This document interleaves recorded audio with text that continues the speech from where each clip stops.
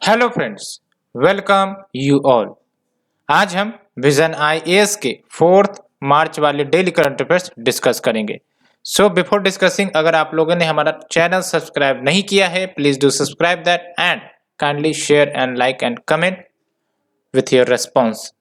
So friends, आज हमें 5 articles discuss करने हैं और 5 आर्टिकल्स में से जो पांचों आर्टिकल्स है कहीं ना कहीं काफी महत्वपूर्ण है। एंड जो पहला आर्टिकल है बेसिकली जो ओबीसी का प्रोविजन है हमारे 73rd 74th constitutional amendment act के तहत, जिसमें आपका लोकल बॉडीज एंड म्युनिसिपैलिटीज आ जाती है, उससे रिलेटेड है। तो थोड़ा सा अंडरस्टैंडिंग उसके बारे में हो जाएगी।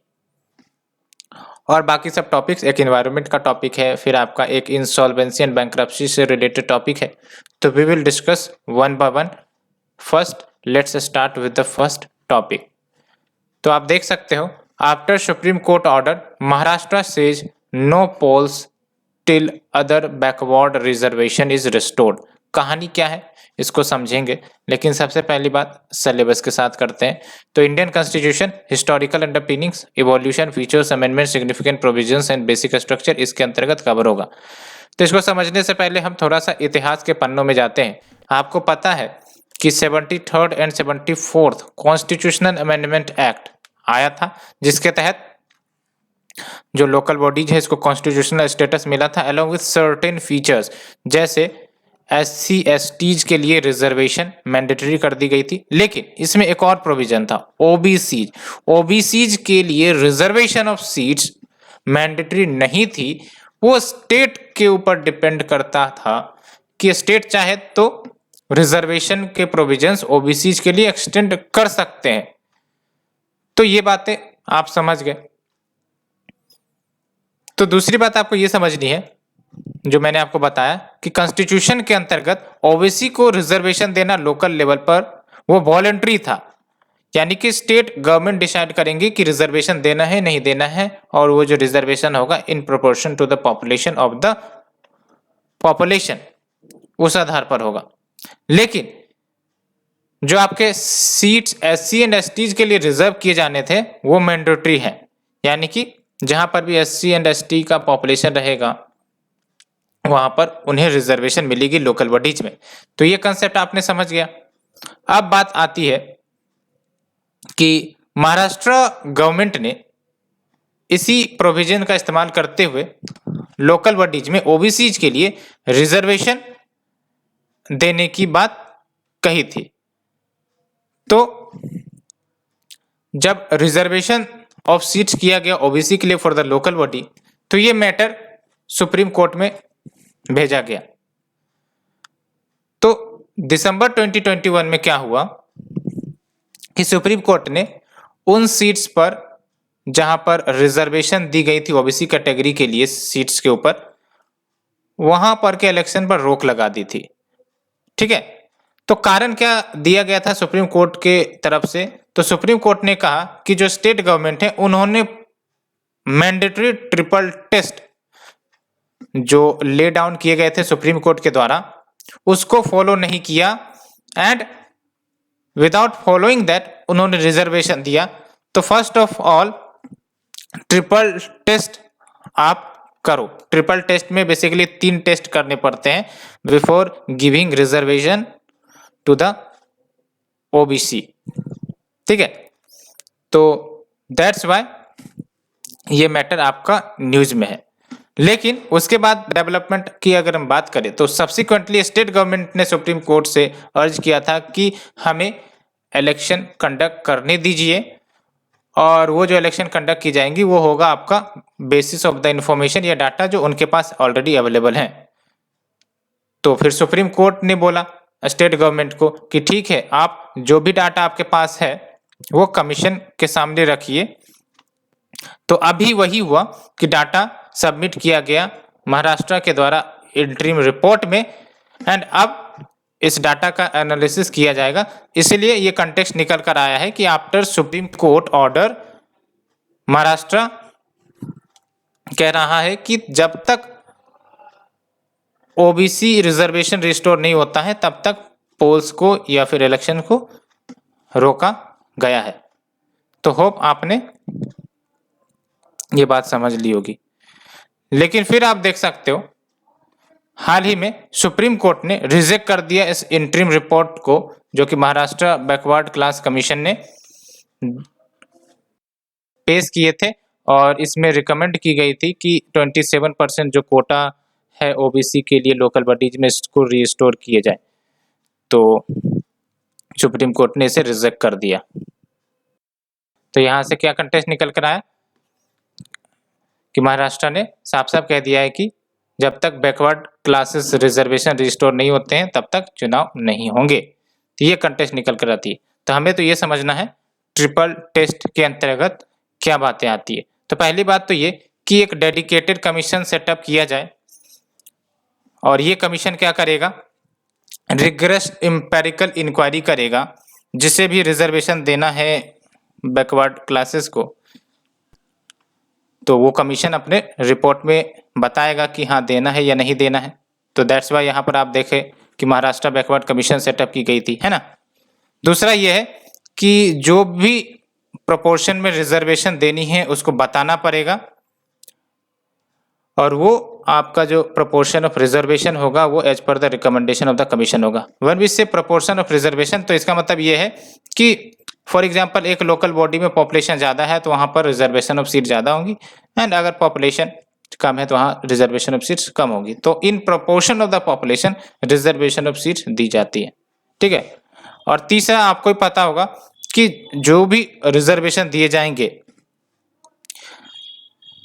एक तो SC ST के रिजर्वेशन ऑलरेडी दिए जाते हैं और अगर ओबीसी के भी रिजर्वेशन दिए जाते हैं तो टोटल जो रिजर्वेशन का कोटा होगा वो 50% से ज़्यादा नहीं होगा, ठीक है। यानी कि 50% जो होंगे वो नॉन रिजर्व सीट होंगे और 50% जो होगा एट मैक्स आपका रिजर्व सीट होगा। फिर चाहे वो आपको SC रिजर्वेशन हो, लेट्स से SC के सर्टेन % रिजर्वेशन दिए गए, ST के सर्टेन % ऑफ रिजर्वेशन दिए गए, फिर OBC को सर्टेन % के रिजर्वेशन दिए गए, और अगर ये मोर देन 50% हो जाता है तो फिर वो नहीं मान्य होगा।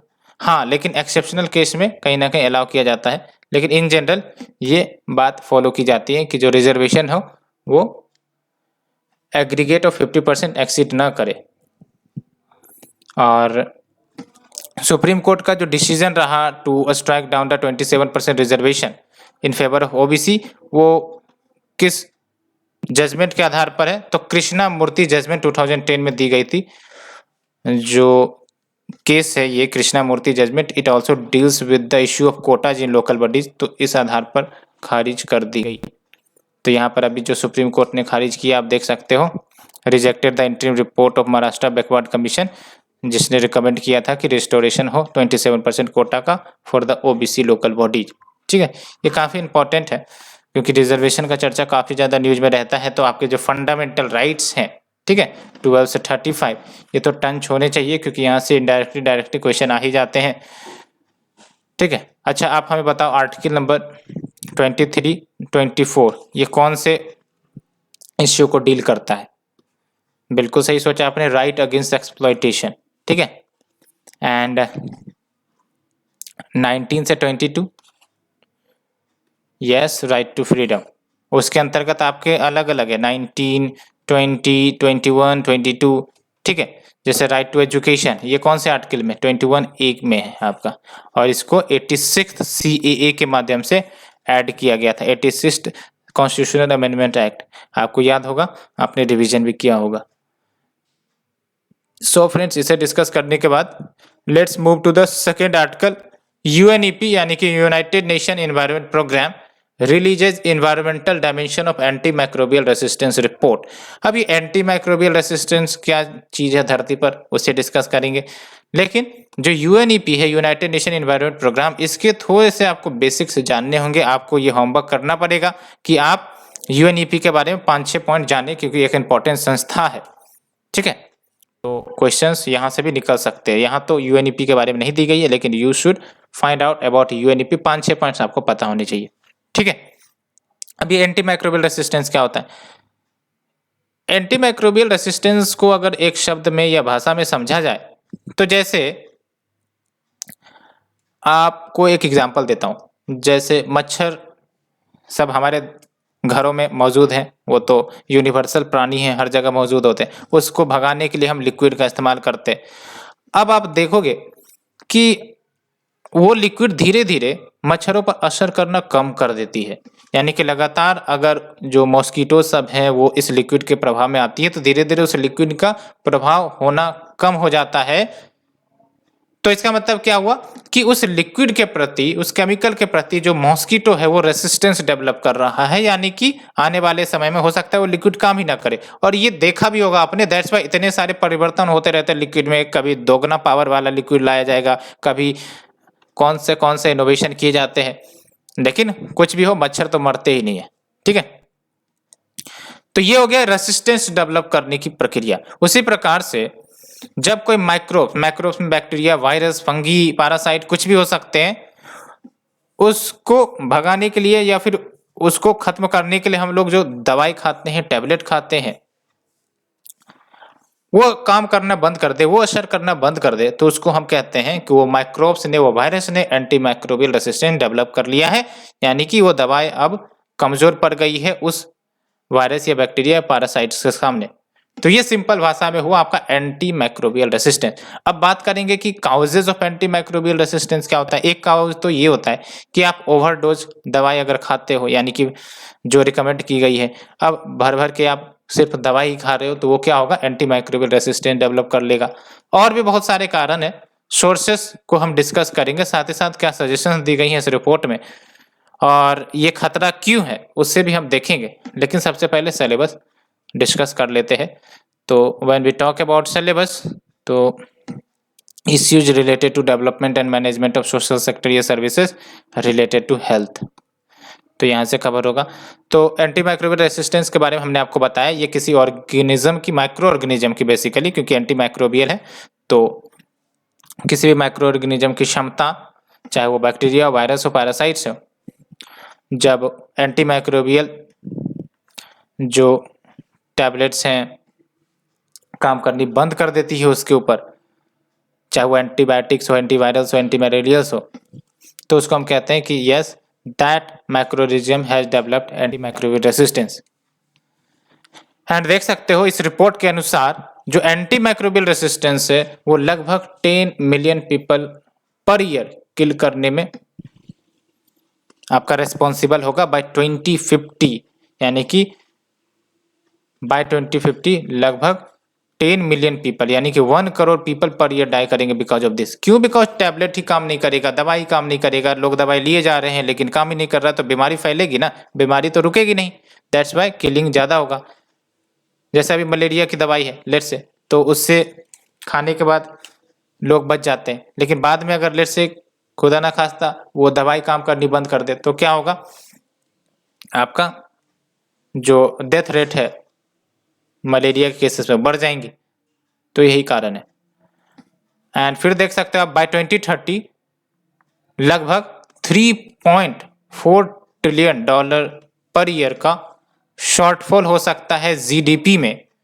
और ये जो शॉर्टफॉल कराने का कारण है, या जो शॉर्टफॉल होगा उसका कारण होगा एंटी माइक्रोबियल रेसिस्टेंस। आप समझ सकते हो 3.4 trillion dollar per year shortfall हो सकती है जीडीपी में, और इसका बेसिक कारण आपका एएमआर होगा। और इतना ही नहीं, एडिशनल 24 मिलियन पीपल आपका एक्सट्रीम पॉवर्टी में चले जाएंगे। क्यों? बिकॉज जब भी आपका एंटी माइक्रोबियल रेसिस्टेंट डेवलप होगा तो मान के चलो कि लोगों का जो हेल्थ है वो खराब होगा, और उसके कारण जो प्रोडक्टिविटी है, एफिशिएंसी प्रभावित होगी, तो उसके कारण जो इनकम है उसका प्रभावित होगा, और इनकम प्रभावित होने के कारण जो पॉवर्टी के केसेस हैं वो बढ़ जाएंगे, क्योंकि इनकम ही नहीं सही रहेगी, तो फिर वो एक्सट्रीम पॉवर्टी में ढकेले जा सकते हैं। तो हेल्थ का तो डायरेक्ट लिंकेजेस ही है पॉवर्टी का साथ, आपको ही पता है। तो अगर हेल्थ डेटोरिएट होगा तो आपका एक्सट्रीम पॉवर्टी में पुश किए जा सकते हैं। ये डाटा आप याद रख सकते हो। अब मेजर सोर्सेस ऑफ एएमआर, एक सोर्सेस तो मैंने बताया कि आपका ओवरडोजेज ऑफ एंटीबायोटिक, दूसरा है आपका poor sanitation, sewage and waste effluent हो गया, and next is your effluent and waste from the pharmaceutical manufacturing, यानी कि जहाँ दवाइयाँ बनाई जाती है वहाँ से जो एफिलेंट एंड वास्ट मटेरियल्स निकलते हैं वो भी आपके काउज होते हैं एएमआर के। या फिर जो health care facility like hospitals, clinic centres, वहाँ से जो एफिलेंट एंड वास्ट निकलते हैं वो भी आपका काउज करती है AMR. And next is your anti microbial and manure, जो हम क्रॉप प्रोडक्शन में यूज करते हैं, यानी कि क्रॉप जब हम प्रोड्यूस करते हैं तो बहुत सारे फर्टिलाइजर्स पेस्टिसाइड्स यूज करते हैं। तो ये जो फर्टिलाइजर पेस्टिसाइड्स है ये या फिर धीरे धीरे ये भी काम करना स्लो कर देती है, जिसके कारण एंटी माइक्रोबियल रेसिस्टेंस डेवलप हो जाता है। ठीक है। And next is your releases effluent and vast in animal production. कहने का मतलब ये हुआ कि जैसे जो हम लाइव स्टॉक मैनेज करते हैं और उनके लिए हम लोग वेरियस दवाई इंजेक्शन सब प्रोवाइड करते हैं प्रोडक्शन को बढ़ाने के लिए, प्रोडक्टिविटी को बढ़ाने के लिए। तो ये सब जो इंजेक्शन सब है ना, जब एनिमल के शरीर के अंदर जाती है तो जो ऑलरेडी एग्जिस्टिंग बैक्टीरिया वायरस सब वो सब भी आपके एंटी माइक्रोबियल रेसिस्टेंट डेवलप कर लेते हैं धीरे धीरे। और वही सब जब एनिमल प्रोडक्ट्स खाया जाता है ह्यूमंस के द्वारा तो वो कहीं ना कहीं इंसानों में भी उस वायरस के प्रति लड़ नहीं पाते हमारी जो इम्यून सिस्टम है, तो उसका डायरेक्ट इम्पैक्ट आपका ह्यूमंस पर ही पड़ता है। ये बातें भी हो गई। एंड अगर हम बात करें सजेशंस जो प्रोवाइड की गई हैं इस रिपोर्ट में, तो पहली बात तो इन्वायरमेंटल गवर्नेंस को इन्हांस किया जाए, प्रॉपर प्लानिंग हो, रेगुलेटरी फ्रेमवर्क हो, साथ ही साथ identify and target priority AMR relevant pollutants, यानी कि उन पॉल्यूटेंट्स को ढूंढो जो सबसे ज्यादा आपका एएमआर क्रिएट कर रही हैं और उसको टारगेट करो। ठीक है। And next is your improving reporting surveillance and monitoring. ये भी बात है, जब भी कोई डिजीज वाली इश्यू आती है, जब भी हेल्थ से रिलेटेड इश्यू आती है ना, तो ये लाइन आप कहीं भी चिपका देना, improving reporting surveillance and monitoring. ठीक है। एंड नेक्स्ट यूजर ये लाइन भी कहीं भी चिपका देना, prioritise financing innovation and capacity development. ये दो चिपकाने वाली लाइन को हमेशा याद रखो। ठीक है। और फिर देख सकते हो ये भी आप पॉइंट कहीं पर भी चिपका सकते हो, इनहांसिंग द एनवायरमेंटल गवर्नेंस। क्यों नहीं भाई साहब, अगर आपका सस्टेनेबल से रिलेटेड कुछ क्वेश्चंस आते हैं तो इनहांसिंग एनवायरमेंटल गवर्नेंस यहाँ पे चिपका सकते हैं। तो ये ऐसे पॉइंट है, अगर सेकेंड को छोड़ दे तो ये फर्स्ट, थर्ड एंड फोर्थ ऐसे पॉइंट है जो कहीं पर भी चिपका सकते हैं। तो ऐसे बात का ध्यान रखना है। ठीक है। सो फ्रेंड्स, इसे डिस्कस करने के बाद let's move to the next article. Minister of ports, shipping and waterways reviews Kaladan multi modal transit transport project in Mizoram. तो ये जो Kaladan multi modal transport transit project है उसके बारे में चर्चा करेंगे। काफ़ी इंपॉर्टेंट, काफ़ी सिग्निफिकेंट है स्ट्रेटेजिक पर्पस के लिए भी, नॉर्थ ईस्ट के डेवलपमेंट के लिए भी, साथ ही साथ एक्ट ईस्ट जो हमारा एम है, ऑब्जेक्टिव है, जिसके तहत जो साउथ ईस्ट एशियन नेशन है उससे कनेक्ट करना है, उसके लिए भी काफ़ी इंपॉर्टेंट प्रोजेक्ट है। तो ये देखेंगे, लेकिन सिलेबस के साथ बात करते हैं। तो आर्टिकल नंबर 3 आप देख सकते हो, इंफ्रास्ट्रक्चर, एनर्जी, पोर्ट्स, रोड्स, इसमें आ जाएगा। तो ये जो आपका Kaladan multi modal transit transport project है, इसको 2008 में ही अप्रूवल मिली थी। और इसका बेसिक एम क्या है कि जो नॉर्थ ईस्ट इंडिया है हमारा, उसको कोलकाता से कनेक्ट किया जाए। लेकिन कैसे कनेक्ट किया जाएगा, तो म्यांमार के बारे में तो आप जानते ही हो। और म्यांमार में एक रखीने स्टेट है ना, रखीने स्टेट, और वहां पर सितवे पोर्ट है। यहाँ पर आप देखो, ये है आपका सितवे पोर्ट, ये आपका म्यांमार है। ठीक है। और यहाँ पर आपका सितवे पोर्ट है, और ये है आपका बांग्लादेश, इधर देख रहे हो, ये है आपका वेस्ट बंगाल। तो कोलकाता से सितवे पोर्ट तक वाटर रूट से कनेक्ट किया जाएगा, और ये वाटर रूट आपका लगभग 500 किलोमीटर का है। ठीक है। इतना तक ही नहीं रुकता, बल्कि ये तो हो गया आपका सी लेन। ठीक है। अब जब सितवे पोर्ट पर आते हैं तो यहां से एक वाटरवे रूट डेवलप किया जाएगा, और ये जो वाटरवे रूट होगा वो सितवे पोर्ट से पलतवा तक होगा।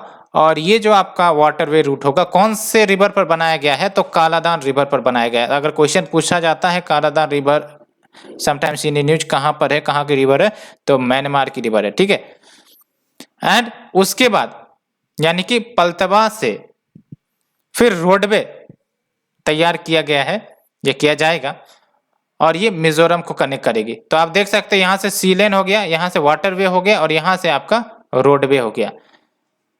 तो ये बेसिकली कंसेप्ट है। तो इसका सिग्निफिकेंस क्या हुआ आप देख सकते हो, नॉर्थ ईस्ट जो हमारा है उसकी एसेसिबिलिटी हो गई वाया मिजोरम। अब मिजोरम पहुंच गए तो हम त्रिपुरा पहुंच सकते हैं, नागालैंड पहुंच सकते हैं, असम पहुंच सकते हैं, है ना।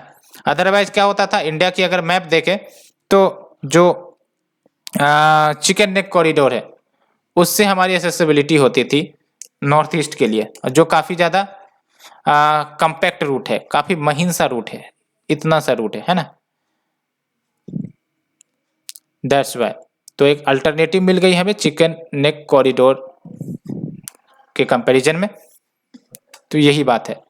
और वैसे तो इसको 2014 तक ही कंप्लीट होना था, लेकिन अभी जो न्यू डेडलाइन है वो 2023 है, यानी कि 2023 तक अब इसे कंप्लीट करना है। सिग्निफिकेंस क्या होगा, तो पहली बात तो वैल्यूएबल अल्टरनेट रूट मिल गया है नॉर्थ ईस्ट से जुड़ने का। एंड जो प्रेशर्स देखने को मिलती है on the narrow Siliguri corridor या फिर chicken neck corridor because of huge transportation and low width of the area, वो प्रेशर भी कम हो सकेगा। एंड नेक्स्ट जो डिस्टेंस में भी कमी आएंगी between the north east and west of India. Otherwise पहले घुमा कर जाना पड़ता था, असम क्रॉस करो, फिर नागालैंड, फिर आपका मणिपुर, तब जाके आपका मिजोरम आएगा। तो अभी क्या होगा कि आप इधर से मिजोरम पहुंच सकते हैं as well as other north eastern states पहुंच सकते हो, तो डिस्टेंस भी कम होगा। एंड इंडिया की जो एसेसिबिलिटी है साउथ ईस्ट एशिया को लेकर म्यांमार के माध्यम से वो और ज़्यादा बढ़ेगा, बिकॉज जब हम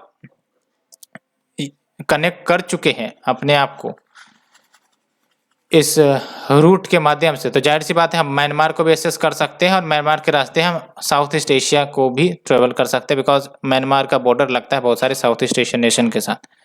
and next is your will promote economic, commercial and strategic links between India and Myanmar. ये भी आप कहीं पर भी चिपका सकते हो, जब भी कोई ट्रांसपोर्टेशन प्रोजेक्ट या इनिशिएटिव या फिर कोई भी इंटरनेशनल इनिशिएटिव हम लेते हैं तो हमेशा याद रखना ये लाइन भी चिपका सकते हैं, will promote economic, commercial, strategic link between India and दूसरा नेशन। यहाँ पर तो म्यांमार है, तो ये भी ध्यान रखनी है आपको, ठीक है। और हाँ, मिजोरम और नॉर्थ ईस्टर्न स्टेट्स के जो बॉर्डर स्टेट्स हैं, है ना, उसको आपको ध्यान में रखनी है कि म्यांमार और जो आपका जैसे नागालैंड, अरुणाचल प्रदेश, ये कौन कौन से राज्यों के साथ और नेशन के साथ बॉर्डर शेयर करती है, we should also note down that. So friends, इसे डिस्कस करने के बाद let's move to the next article. Ministry of defence nod to India INC to build light tank defence equipment.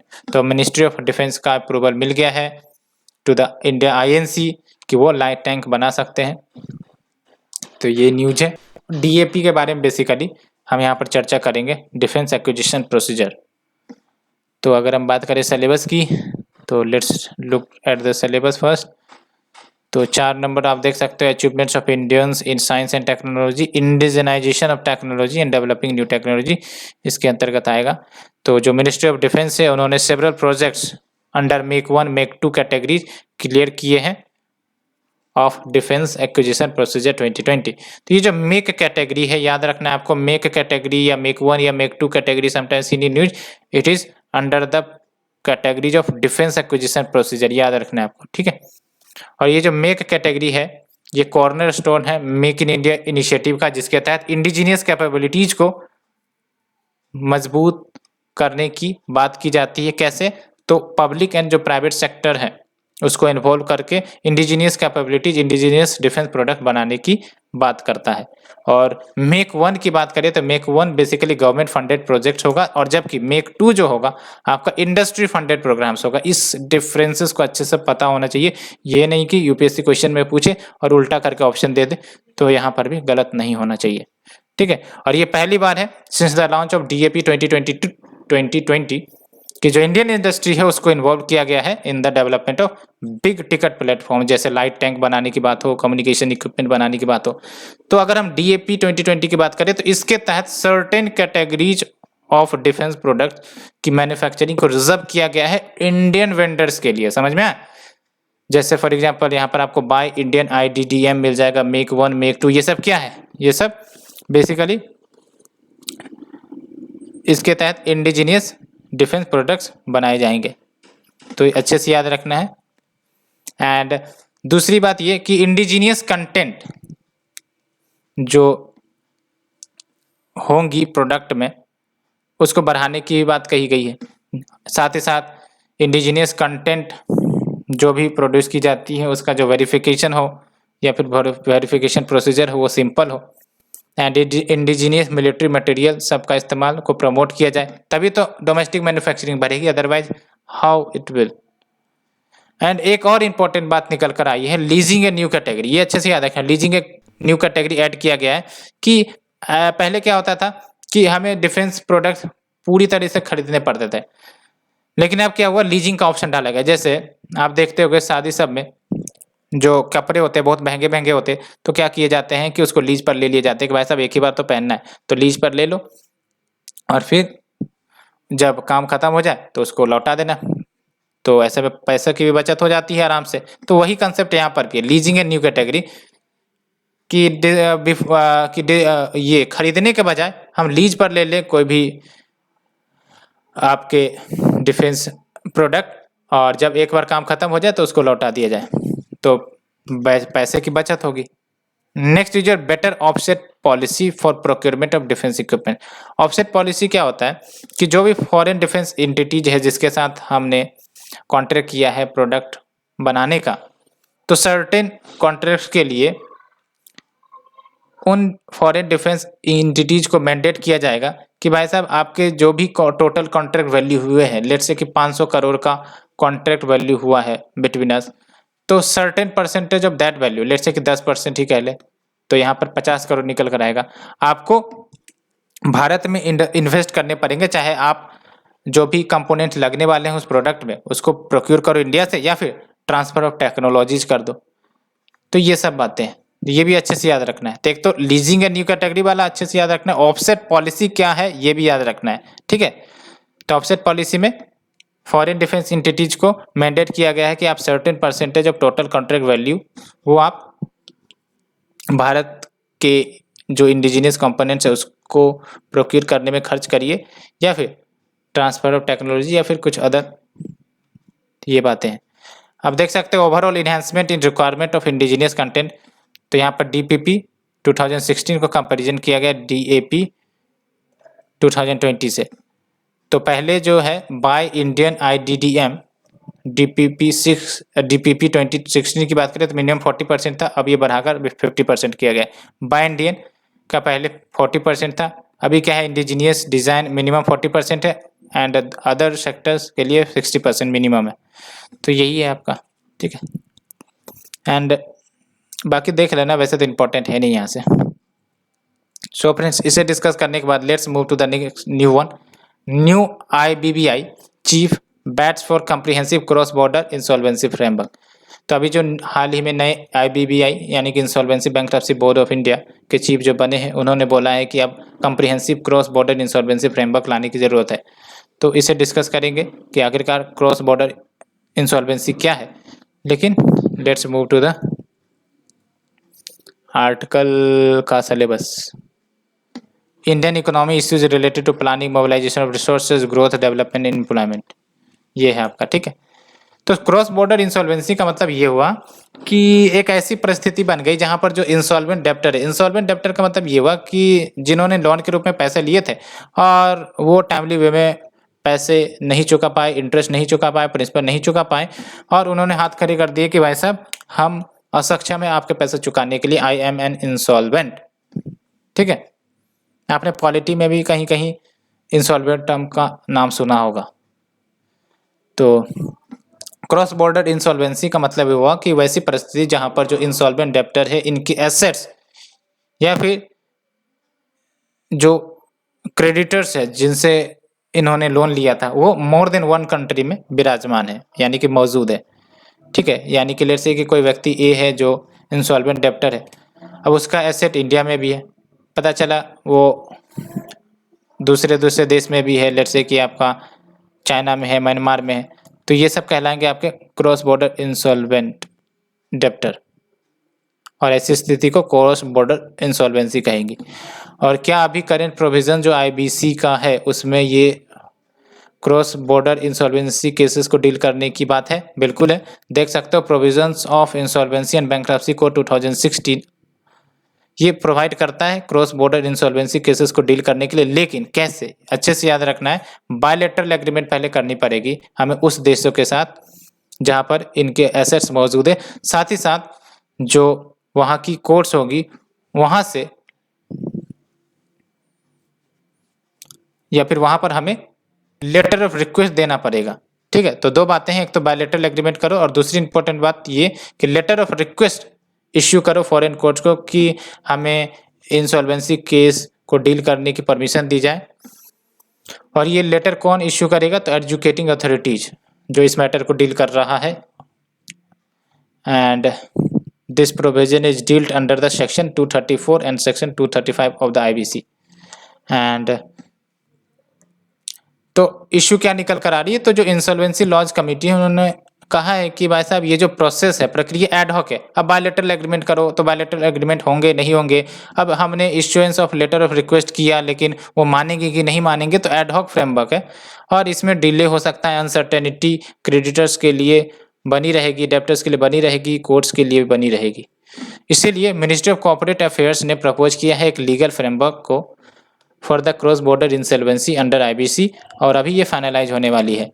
तो significance क्या है cross border insolvency framework का? तो पहली बात तो यही है कि जो इश्यूज होगी क्रॉस बॉर्डर इंसॉल्वेंसी की वो स्विफ्टली एंड एफिशिएंटली रिजॉल्व हो सकेंगी, because this framework will be A robust and principle based framework. ठीक है, एंड नेक्स्ट इज योर, इसको progressive and forward looking market reform के रूप में देखा जा रहा है ग्लोबल इन्वेस्टर्स के द्वारा एंड एडवांस जरिडिक्शंस, क्योंकि इन्वेस्टर तभी आकर्षित होंगे ना जब उनको लगेगा कि हमारे जो पैसे लगाए जा रहे हैं वो सुरक्षित होंगे। And next is your access and recognition of Indian proceedings, वो आसान हो जाएगा in the jurisdictions that have already adopted the model law, आसानी से केसेस रिजॉल्व हो सकते हैं। और ये ज़रूरत इसलिए भी पड़ रही है बिकॉज जो इंडियन बिजनेस है अब धीरे धीरे एक्सपेंड कर रहे हैं अपने ऑपरेशंस को अक्रॉस द कंट्रीज, एंड साथ ही साथ फाइनेंशियल मार्केट लिंकेजेज भी बढ़ती जा रही हैं। तो ऐसे में इस प्रकार के केसेस क्रॉस बॉर्डर इंसॉल्वेंसी वाले बढ़ सकते हैं, तो उसको डील करने के लिए एक प्रॉपर एंड टाइट फ्रेमवर्क होनी चाहिए। सो इसीलिए फ्रेंड्स आज के लिए इतना ही। Hope you understood all the topics in detail, and if you do, please like, share, subscribe, and thank you friend, thank you very much for today's discussion.